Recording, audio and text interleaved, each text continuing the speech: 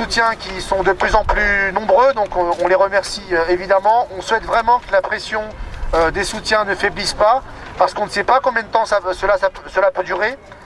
Le juge n'a pas donné de deadline quant à la décision sur sa libération ou son inculpation, donc on est vraiment très inquiet. Et la décision peut intervenir demain comme elle peut intervenir dans 15 jours, donc on est vraiment dans l'incertitude la plus totale. Je voulais simplement vous saluer, vous remercier d'être venu. Et c'est vrai que quand on est comme ça en détention, qu'on soit otage ou qu'on soit détenu, on attache beaucoup d'importance à ce qui peut se passer à l'extérieur, on guette les signes de l'extérieur. Donc je pense que cette manifestation, Nadir en aura quelques échos et que ça lui fera du bien, ça l'encouragera à tenir le coup jusqu'à sa libération qui est j'espère, très proche, parce que sa détention est tout à fait injuste, n'est-ce pas, quand on se fait prendre en train de faire des photos qui ne sont pas autorisées, ok, on reste 1 heure ou 2 au commissariat et après on vous libère. Mais là, ça fait 3 semaines qu'il est en détention, donc il s'attend qu'il soit libéré. Voilà, donc je vous souhaite bon courage et merci. Ça fait 18 jours maintenant que Nadir est emprisonné en Irak. 18 jours, on lui reproche d'avoir pris des photos de sites interdits. Il n'aurait pas eu l'autorisation de prendre ces photographies.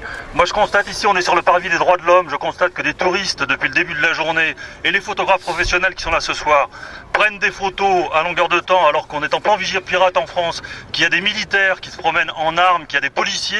Est-ce qu'on va arrêter tous ceux qui portent un appareil photo dans ce pays? Non.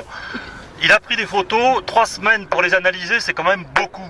Je pense qu'il serait simple, à l'heure où un satellite peut photographier une fleur au milieu d'un massif sans aucun problème au moment où elle est clos, il devrait être facile d'analyser ces photographies et de voir si véritablement ces photographies portaient atteinte à la sécurité de l'État irakien. Bon, moi je suis solidaire de ce qui arrive à Nadir, parce que moi j'ai été otage au Liban pendant 4 mois en 1986, et donc tous les journalistes qui se trouvent en détention sont mes amis. Je ne connais pas personnellement Nadir, mais je suis beaucoup ce qu'il fait, et notamment je suis toujours frappé par ses exploits entre guillemets, notamment comme je fais de la haute montagne, j'ai été frappé de voir qu'il avait fait l'Everest comme ça sans être vraiment un alpiniste professionnel, et qu'il avait réussi.